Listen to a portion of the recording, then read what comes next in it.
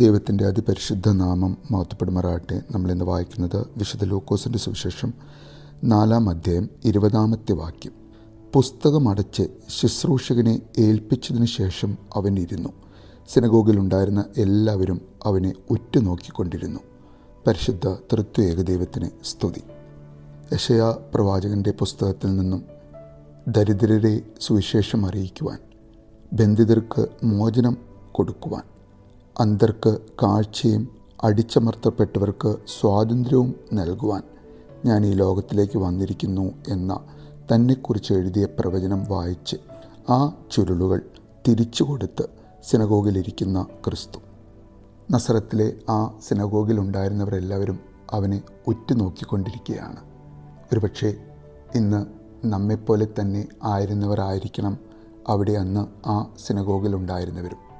അവരിൽ ചിലർ ദരിദ്രരായിരുന്നിരിക്കാം. എങ്ങനെയുള്ള ദാരിദ്ര്യം? വിശപ്പടക്കാനുള്ള ദാരിദ്ര്യമുള്ളവർ. അന്നന്നത്തെ ചിലവിന് ഒരു മാസം പിടിച്ചു നിൽക്കുവാൻ ബുദ്ധിമുട്ടുന്ന ദാരിദ്ര്യം അനുഭവിക്കുന്ന ആളുകൾ. സദ്വാർത്തയുടെ പൊരുൾ തിരിച്ചറിയുന്നതിലുള്ള ദാരിദ്ര്യം അനുഭവിക്കുന്നവർ. സുവിശേഷം വായിക്കുവാനും കേൾക്കുവാനും മനസ്സിലാക്കുവാനും സാധിക്കാത്ത വിധത്തിൽ നമ്മെ തന്നെ ഞെരുക്കുന്ന നമ്മുടെ സമയമെന്ന ആ വിലപ്പെട്ട സമ്പത്തിൻ്റെ ദാരിദ്ര്യം. ക്രിസ്തുവിൻ്റെ സുവിശേഷത്തിനനുസരിച്ച് പ്രവർത്തിക്കുവാനും ജീവിക്കുവാനും സാധിക്കാത്ത നമ്മുടെ മനസ്സിൻ്റെ ദാരിദ്ര്യം. മനുഷ്യ നന്മയിലും ദൈവകൃപയിലും കുറവുള്ളവരായ നാം ദൈവത്തിൻ്റെ ദൃഷ്ടിയിൽ ദരിദ്രരാണ്. അങ്ങനെ പല വിധത്തിൽ ദാരിദ്ര്യം അനുഭവിക്കുന്ന നമുക്ക് ഓരോരുത്തർക്കും അന്ന് ആ സിനഗോഗിൽ അവനെ കേട്ട, അവനിലേക്ക് ഉറ്റു നോക്കിയവരെ പോലെ നമുക്കും അവനെ ഉറ്റുനോക്കാം. നാം അന്ധരാണോ?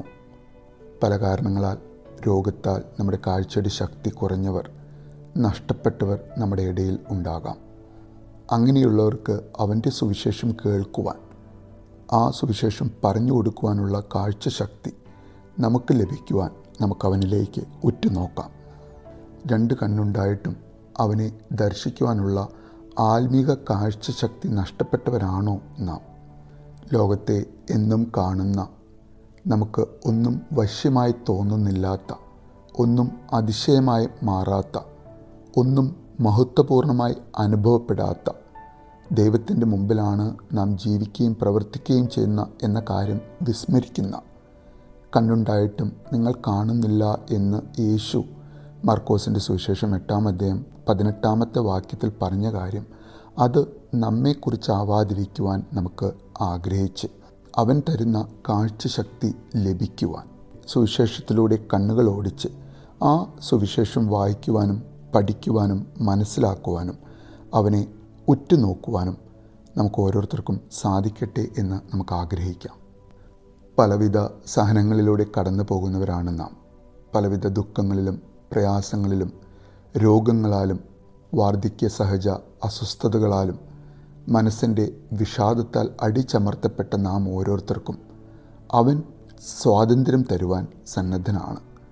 അവൻ തരുന്ന സ്വാതന്ത്ര്യം നമ്മുടെ മനസ്സിനെ സന്തോഷത്തിൽ നിറയ്ക്കാൻ, പലവിധ സഹനങ്ങളുടെ നടുവിൽ ജീവിക്കുമ്പോഴും അവനെ ഉറ്റുനോക്കി ജീവിച്ച അനേകം വിശുദ്ധരെ പോലെ കല്ലുകൾ നേരെ പാഞ്ഞു വന്ന് അതിവേദനയിൽ ദേഹത്ത് പതിക്കുമ്പോഴും, വാളിൻ്റെ മൂർച്ചയുള്ള അഗ്രം കഴുത്തിൽ വന്ന് വീഴുമ്പോഴുള്ള പിടച്ചിലിലും, മൂർച്ചയുള്ള കുന്തം ശരീരത്തിൽ തുളച്ചു കയറുമ്പോഴും, മാംസത്തിൽ നിന്ന് തൊലി ഉരിഞ്ഞു മാറ്റിയപ്പോഴും, അങ്ങനെ അവരുടെ അതിവേദനയിലുള്ള മരണം വരെ അവനിൽ പ്രത്യാശയർപ്പിച്ച് ജീവിച്ച് മരണം വരിച്ച വിശുദ്ധരെ പോലെ അവനെ ഉറ്റുനോക്കി ജീവിക്കുവാൻ, അവനിൽ പ്രത്യാശയർപ്പിക്കുവാൻ ഈ വിശുദ്ധ വലിയ നോയമ്പിൻ്റെ ദിവസങ്ങളിൽ നാം ഓരോരുത്തർക്കും സാധിക്കട്ടെ എന്ന് നമുക്ക് ആഗ്രഹിക്കാം, പ്രാർത്ഥിക്കാം. നല്ലൊരു ദിവസം നേരുന്നു.